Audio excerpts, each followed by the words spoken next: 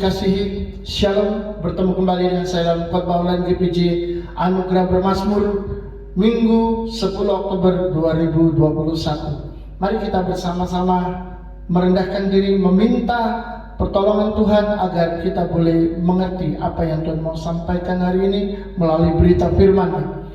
Tuhan Yesus, terima kasih untuk anugerah dan kasih-Mu yang begitu dan terlalu besar dalam hidup kami, sehingga kami boleh merasakan Tuhan bagaimana hidup kami boleh dituntun dan diarahkan untuk menjadi sesuatu yang jauh lebih baik dari hari-hari, dari waktu-waktu yang kemarin. Tuhan, saat ini kami sungguh-sungguh meminta Tuhan menguduskan, menyucikan kami dengan darah-Mu yang suci, supaya Tuhan kami boleh dilayakkan untuk belajar mengenal firman-Mu, dan Roh Kudus urapi kami supaya kami mengerti dan memahami, menerima dan bertumbuh di dalamnya. Terima kasih Bapa, kami percaya Tuhan sudah mempersiapkan kami dalam segala sesuatu untuk mengalami sukacita di dalam firman-Mu. Terpujilah nama-Mu Bapa, di dalam nama Yesus kami berdoa dan mengucap syukur. Amin. Saudara-saudara yang Yesus kasihi, kita bersyukur bahwa hari ini kita boleh berjumpa lagi di dalam anugerah dan kasih Tuhan yang luar biasa. Melalui khotbah online GPJ Anugerah Bermazmur ini, saya percaya bahwa Tuhan ingin kita bertemu untuk bersama-sama memperoleh sesuatu. Dan hari ini saya mau sampaikan satu tema, yakni tujuan hidup yang fantastis. Saudara pasti punya tujuan di dalam kehidupan ini. Entah apa itu tujuannya, setiap orang mungkin bisa berbeda-beda. Ada orang-orang yang ingin menjadi seorang jutawan, mungkin miliarder, menjadi seorang konglomerat. Atau ada orang-orang yang hanya ingin menjadi sosok ayahnya. Dia ingin menjadi seseorang yang berguna. Dia ingin melakukan sesuatu yang tidak dilakukan oleh orang lain, macam-macam. Tetapi hari ini kita ingin belajar tentang sebuah tujuan hidup yang fantastis, sebuah tujuan hidup yang tidak akan dimiliki oleh siapapun yang tinggal di dunia ini kalau tidak dianugerahkan kepadanya, dan kalau tidak dicelikkan matanya untuk melihat bahwa tujuan hidup yang fantastis ini benar-benar ada. Puji Tuhan. Saudara-saudara, kiranya berkat dan kasih karunia Tuhan akan memimpin kita sampai kepada penghujung khotbah online hari ini. Ketika kita tidak tahu lagi harus mengerjakan apa, berbuat apa, kita mengharapkan sebuah inspirasi untuk melangkah maju dan menemukan jalan agar kita memiliki tujuan dan menghasilkan sesuatu. Betul? Betapa kosongnya hidup tanpa sebuah tujuan. Itu seperti menyusuri sebuah jalan panjang yang tanpa ujung, di mana semuanya sepi. Tidak kita temukan seorang pun di sana, dan bahkan kita tidak tahu jalan keluarnya, karena jalan itu hanya panjang, berbelok-belok, yang entah kapan kita bisa keluar dari sana. Tentu saja itu sama dengan berjalan terus tanpa tahu tujuan, dan itu bukanlah hal yang menyenangkan untuk kita jalani. Saudara-saudara, di dalam sebuah pesta pernikahan, biasanya orang-orang diundang untuk memberikan angpau dengan sebuah ucapan, "Selamat menempuh hidup baru", mengisyaratkan adanya sebuah jalan keluar bagi mereka yang menjomblo tanpa arah. Dan sekarang mereka sudah benar-benar keluar dari kehidupan itu. Mereka masuk di dalam kehidupan yang baru. Itu sebabnya disebut selamat menempuh hidup baru. Persoalannya, banyak dari orang-orang yang menikah ternyata juga tidak punya tujuan.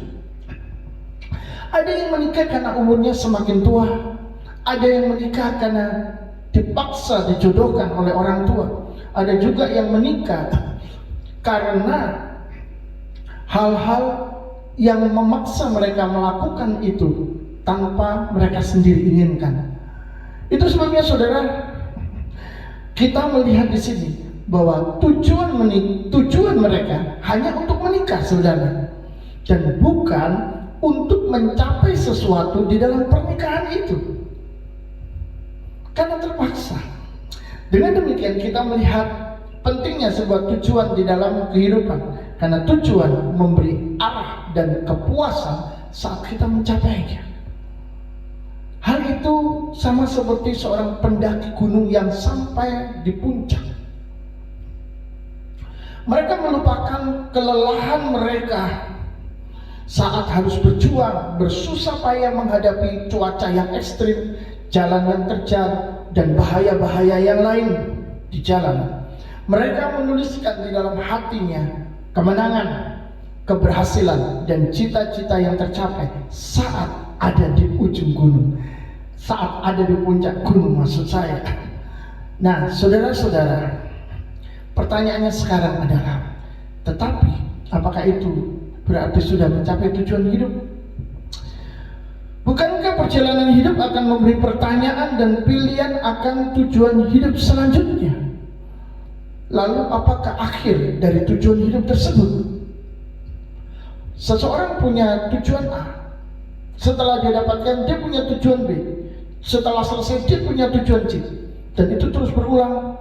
Tidak ada sesuatu yang terakhir yang membuat mereka sudah, aku tidak butuh apa-apa lagi, karena ini adalah tujuan hidup yang paling akhir dalam hidup saya. Hari ini tema firman Tuhan adalah tujuan hidup yang fantastis. Itu adalah tujuan akhir hidup kita. Untuk mencapai ke sana, kita melewati berbagai hal, melewati berbagai rintangan. Tapi kalau sudah di sana, kita sudah tidak perlu apa-apa lagi. Mari kita pelan-pelan mendengar, pelan-pelan belajar, pelan-pelan menunggu apa yang akan Tuhan sampaikan kepada kita hari ini. Setidaknya saudara-saudara, ada seorang tokoh yang cukup sukses, atau sangat sukses menginspirasi banyak orang. Dia bertekad mengubah nasib hidupnya, dan itu merupakan tujuannya. Saat umur 12 tahun dia meninggal oleh ayahnya dan menjual kue untuk membantu ibunya menyambung kehidupannya dari hari ke hari. Lalu dia merantau sekolah di Pulau Jawa dan akhirnya mengadu keberuntungan di kota Jakarta. Apa yang terjadi? Ternyata sampai di sana dia benar-benar menjadi seorang pengusaha properti yang sangat sukses, dan namanya adalah Ciputra. Saya yakin setelah mendengar ini, nama itu tidak asing di telinga kita, karena Ciputra adalah seorang yang cukup berhasil di Indonesia, di negeri kita. Tapi tidak kalah dengan itu, saudara, kita juga tahu tentang seorang yang cukup dihormati di lingkungan Yahudi. Dia adalah seorang Farisi dari suku Benyamin dan tidak bercacat di dalam melakukan Taurat menurut pengakuannya. Tapi tiba-tiba ia disadarkan dari dosa-dosanya. Matanya melihat kebenaran sejati bahwa Yesus adalah Tuhan. Pada saat itu ia melangkah dan menemukan tujuan hidup yang fantastis.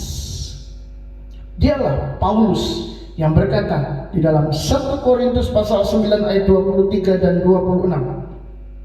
Segala sesuatu ini aku lakukan karena Injil, supaya aku mendapat bagian di dalamnya.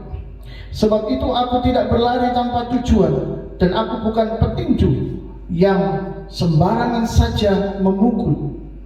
Firman Tuhan memberikan kepada kita inspirasi atau dorongan untuk berpikir kreatif tentang sebuah perjalanan hidup dengan sebuah tujuan. Bukan cuma perjalanan saja, saudara. Bukan cuma sekedar berjalan tanpa tahu kita harus kemana, arahnya kemana. Lagi pergi, ditanya orang mau kemana, nggak tahu. Ngapain? Entahlah, berputar-putar saja. Tidak. Tuhan memberikan kepada kita dorongan untuk berpikir kreatif, untuk melihat tujuan hidup yang ada di depan. Dulu Paulus hidup untuk Taurat. Dia melakukan setiap perintah dengan setia dan tidak bercacat. Itu adalah hidupnya. Tapi perjumpaannya dengan Kristus mengubah arah hidupnya 180 derajat untuk perkara yang kekal yang diyakininya 100%. Itu sebabnya dia sempat berkata, bagiku hidup adalah Kristus dan mati adalah keuntungan. Ketika dia berkata mati adalah keuntungan, kalau aku hidup untuk Kristus, maka Paulus telah memiliki keyakinan 100% bahwa hidupnya yang sekarang ini, hidupnya yang memiliki tujuan fantastis ini adalah hidup yang paling penting dalam dirinya, hidup yang akan menjadi tujuan akhirnya. Saudara-saudara, Paulus benar-benar bebas dan tahu secara pasti bahwa hidupnya ada di dalam sebuah kepastian yang mendatangkan keberuntungan. Di dalam surat Filipi pasal 3 ayat 13 sampai 14, dia berkata, saudara-saudara, aku sendiri tidak menganggap bahwa aku telah menangkapnya, tapi ini yang kulakukan. Aku melupakan apa yang telah di belakangku dan mengarahkan diri kepada apa yang ada di hadapanku, dan berlari-lari kepada tujuan untuk memperoleh hadiah, yaitu panggilan surgawi dari Allah dalam Kristus Yesus. Paulus memberitahu kita bahwa tujuan memberi kepadanya 3 hal, dan 3 hal itu juga akan diberikan kepada kita kalau kita memiliki tujuan yang sama seperti yang dimiliki oleh Paulus. Yang pertama, tujuan memberi arah hidup. Orang boleh pergi kemana saja, ada banyak jalan menuju ke Roma. Bisa lewat sini, lewat sana, lewat situ. Seperti kalau saudara mau pergi ke suatu tempat, mungkin ada banyak jalan. Tetapi saudara-saudara, ketika kita memiliki tujuan, mau lewat mana saja, kita sudah memiliki arahnya.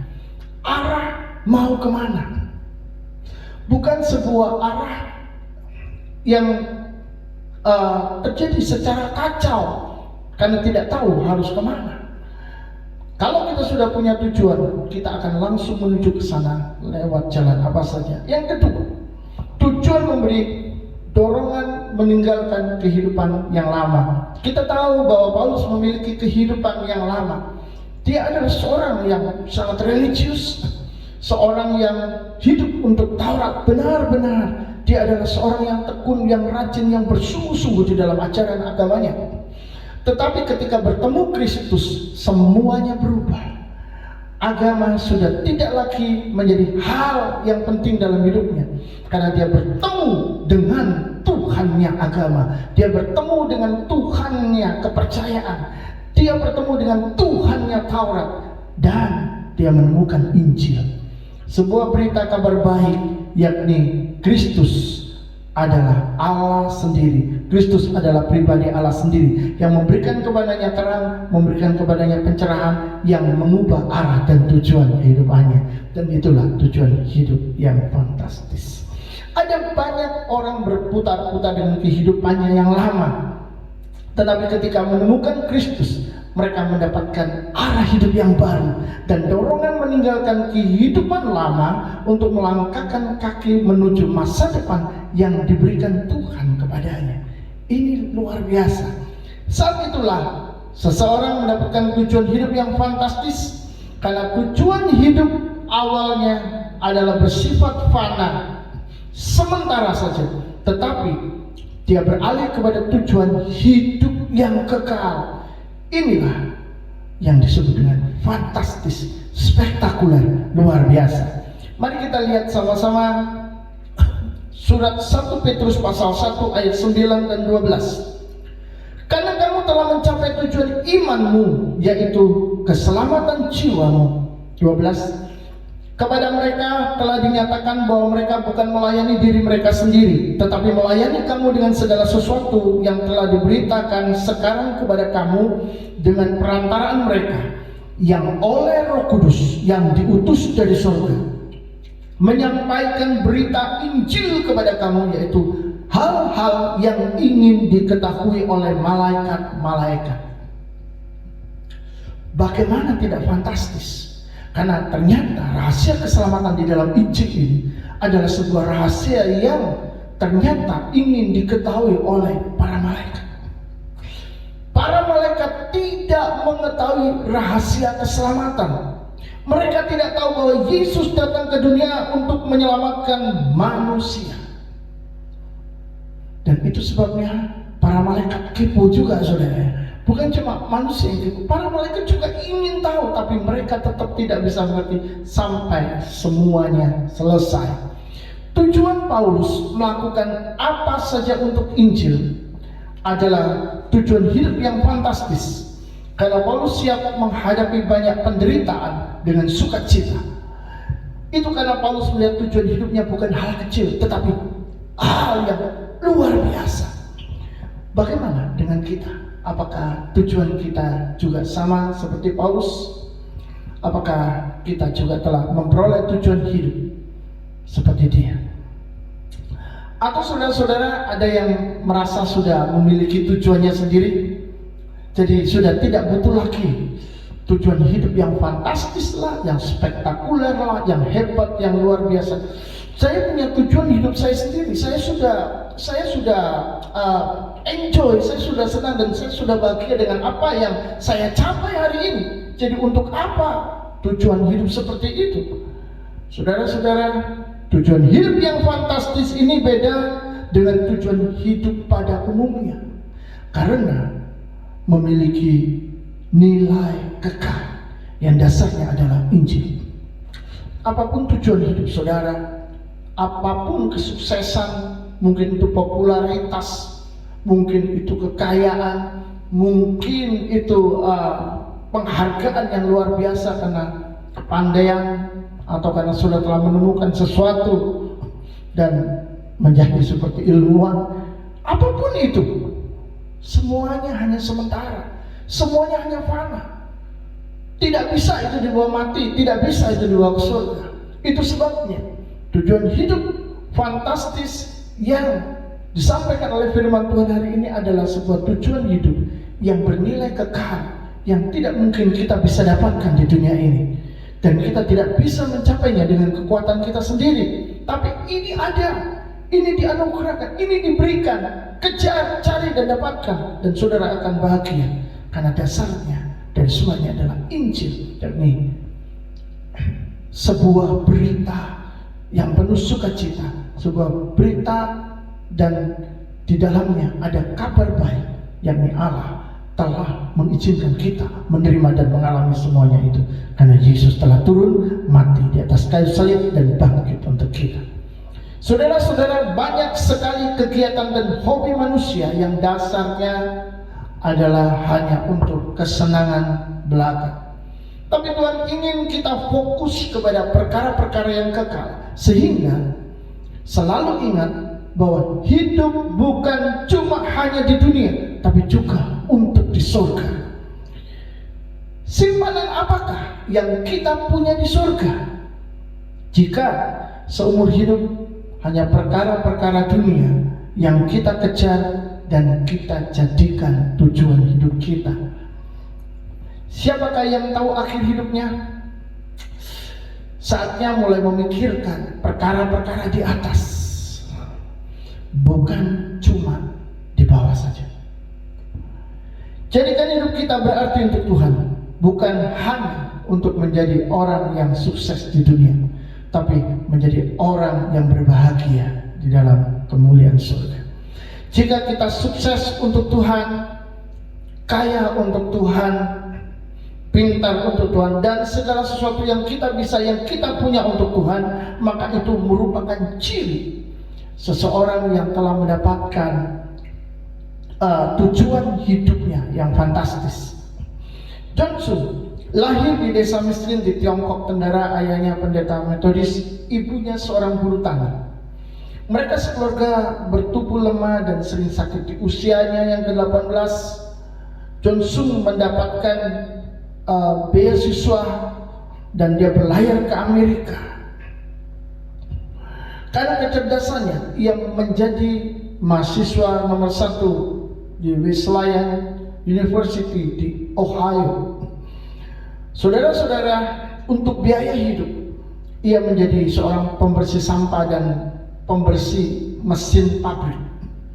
Dia menjalani kehidupan begitu sulit, begitu susah, tetapi Johnson dikaruniai Tuhan otak yang jenius. Ia mengambil gelar masternya dalam waktu 9 bulan dan doktor kimianya dalam 3 semester.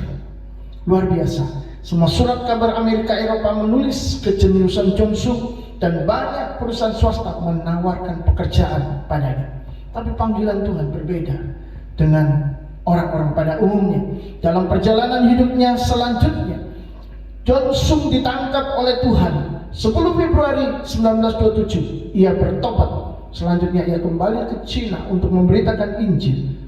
Di kapal yang mendekati tujuan, Johnson melakukan sesuatu yang mungkin orang lain akan menganggap itu sebagai atau sebuah tindakan yang sangat gila. Johnson membuang semua ijazah yang diperolehnya dengan perjuangan yang sangat berat. Bahkan semua medali penghargaannya dibuangnya ke laut. Johnson dipakai Tuhan menjadi obor Asia dan membawa banyak orang berjumpa dengan Kristus seperti dirinya. Kita tidak harus menjadi seperti Johnson, tetapi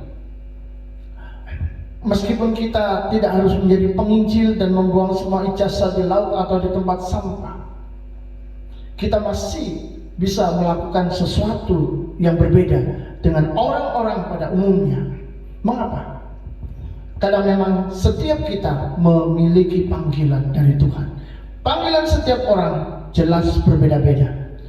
Tapi sudahkah kita di dalam segala kesuksesan dan di dalam segala kondisi, termasuk saat tidak memiliki apa-apa, punya tujuan yang sama seperti Paulus dan Johnson, yaitu hidup untuk tujuan kekal, bukan hanya untuk mencari dan mengumpulkan yang fana. Dalam hal ini semua kembali kepada Anda. Berbahagialah mereka yang mau menerima firman Tuhan dan merenungkannya, sebab waktu manusia hanya sebentar saja. Nama baik, pujian, kekayaan dan semua yang dirindukan manusia di dunia tidak bertahan lama. Semua akan lenyap, semua akan dilupakan, dan semua akan berhenti. Tetapi tujuan hidup yang fantastis itu bernilai kekal, tidak akan lenyap dan terus diingat di dalam kekekalan. Bukankah itu lebih penting daripada yang fana? Bagaimana menurut Anda? Tentukanlah sendiri, karena Tuhan memberikan kebebasan kepada semua orang untuk memilih tujuan hidupnya. Mari kita membuka di dalam surat 1 Korintus 9 ayat 25. Tiap-tiap orang yang turut mengambil bagian dalam pertandingan menguasai dirinya dalam segala hal. Mereka berbuat demikian untuk memperoleh suatu mahkota yang fana, tapi kita untuk memperoleh suatu mahkota yang abadi. Paulus berkata, ada 2 pertandingan dan ada 2 macam mahkota. Yang pertama, pertandingan untuk memperoleh yang terbaik yang bersifat sementara, bersifat fana, tidak kekal. Itulah pertandingan-pertandingan yang sedang kita jalani di dalam dunia ini untuk memperoleh harga diri kita sebagai seorang manusia, untuk memperoleh pengakuan dari orang lain sebagai seorang yang mungkin sukses, berhasil, untuk memperoleh kehidupan yang layak, kehidupan yang jauh lebih baik dengan kekayaan dan harta yang mungkin melimpah. Mungkin saja itu adalah sebuah pertandingan yang sedang dijalankan. Ketika terjadi wabah pandemi seperti ini, banyak orang drop, banyak orang hancur. Dan sekarang kita mungkin sedang mendengar pajak dinaikkan lagi, ya. Tapi untuk orang-orang yang kaya, yang pendapatannya 5 miliar setahun, yang jelas saudara, kondisi masih belum terlalu membaik, kondisi masih belum kembali menjadi normal seperti waktu lalu. Tapi ada lagi tekanan, ada lagi tekanan. Saudara, orang menjadi bingung apa yang harus dilakukan. Mereka harus bekerja keras. Bukankah itu sebuah pertandingan? Mereka harus berusaha lagi untuk berhasil. Bukankah itu sebuah pertandingan?